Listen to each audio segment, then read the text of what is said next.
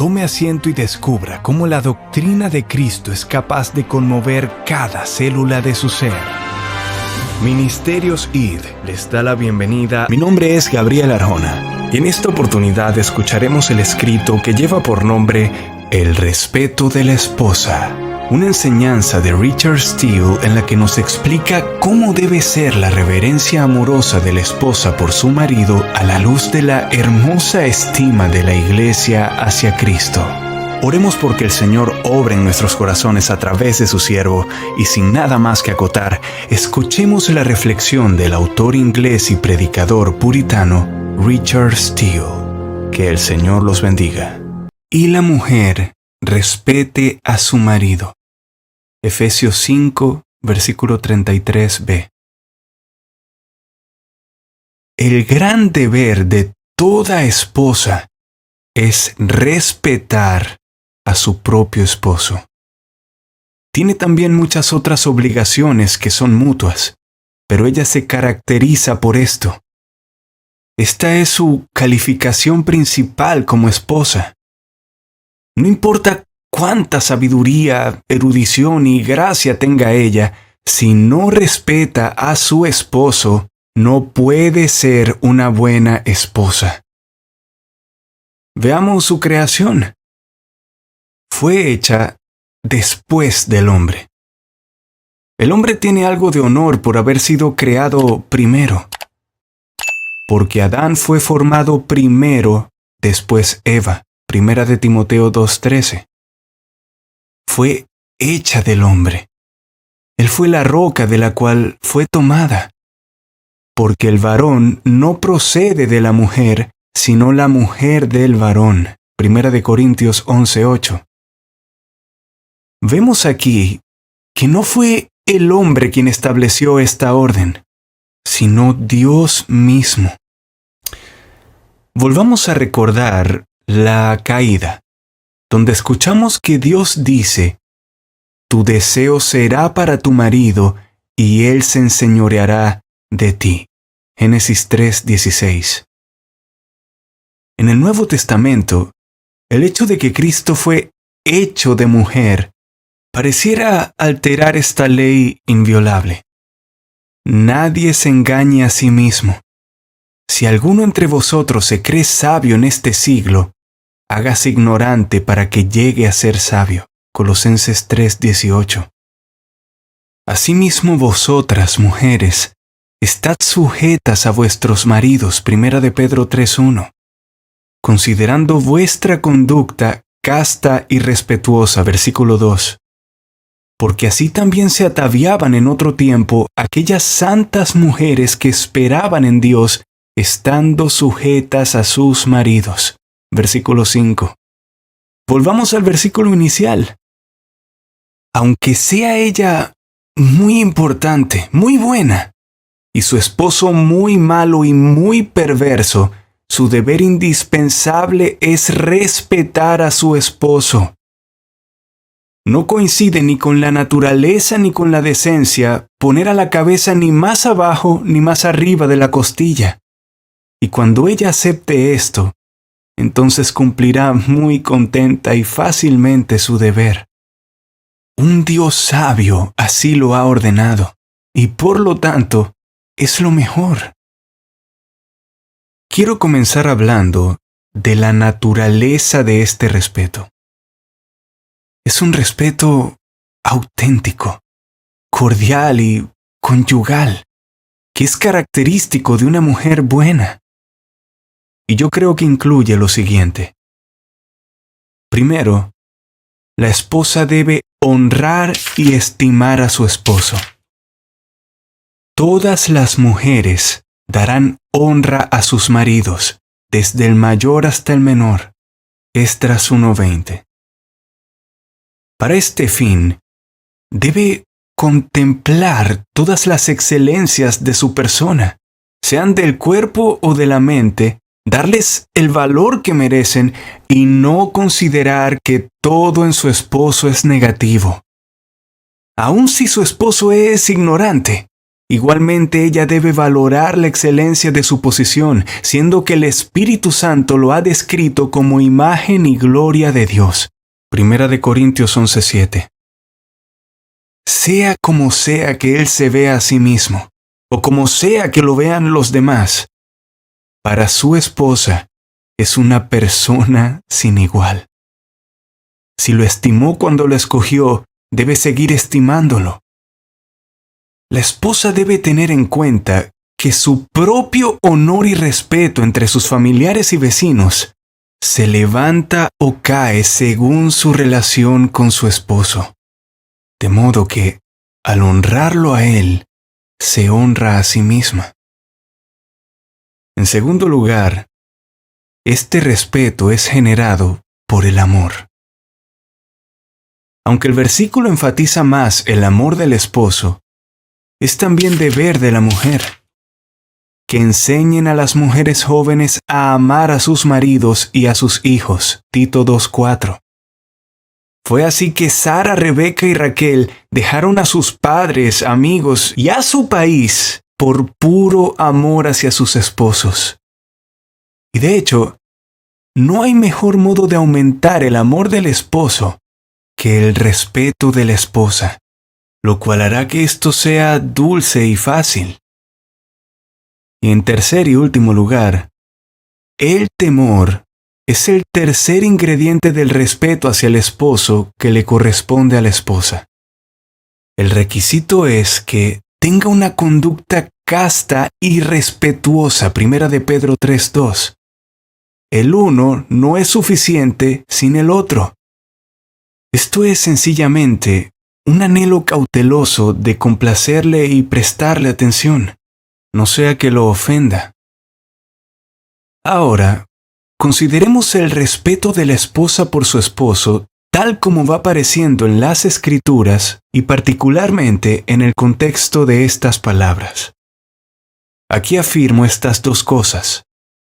Primero, que la esposa debe respetar a su esposo como la Iglesia respeta a Jesucristo. Dice el versículo 22, las casadas estén sujetas a sus propios maridos como al Señor. Y el 24, así que, como la Iglesia está sujeta a Cristo, así también las casadas lo estén a sus maridos en todo. Abundan los ejemplos de esto, especialmente de gente sabia y buena. El apóstol Pablo parece decir que es el deber de la mujer sujetarse a su esposo, así como la Iglesia debe sujetarse a Cristo. Dos cosas proclaman el respeto que la Iglesia le debe a Cristo. A saber, el primero, la cuestión de su sujeción. Esto es en todo. No es que se sujeta a Él en lo que a ella le plazca o que su apetito le permita, sino cuando Él lo requiere. Dice el apóstol, así también las casadas lo estén a sus maridos en todo. Versículo 24.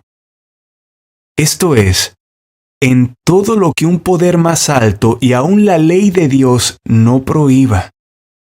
De hecho, si algo es inconveniente, la esposa debe razonar con tranquilidad y demostrarle sus desventajas.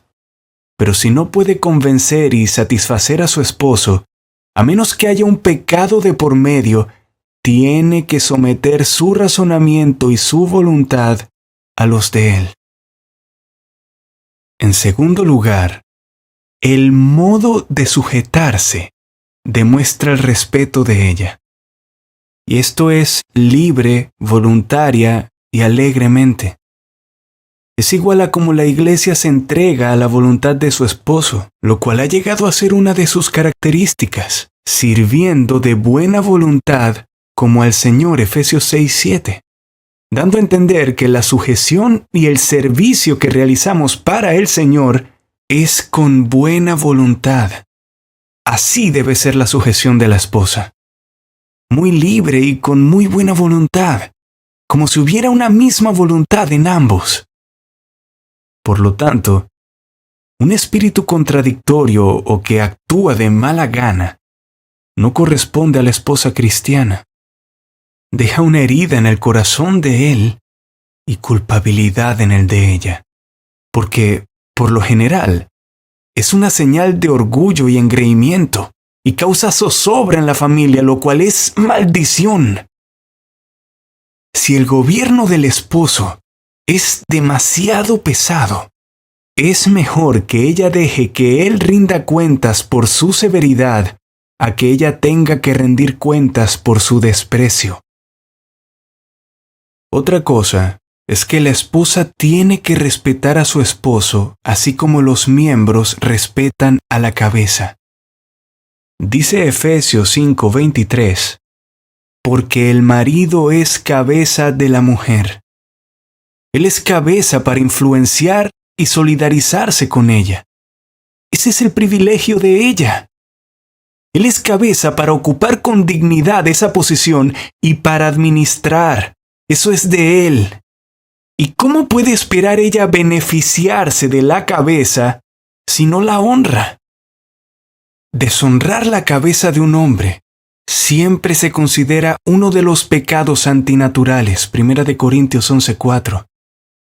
Ella no tiene que contrariar los propósitos de su cabeza.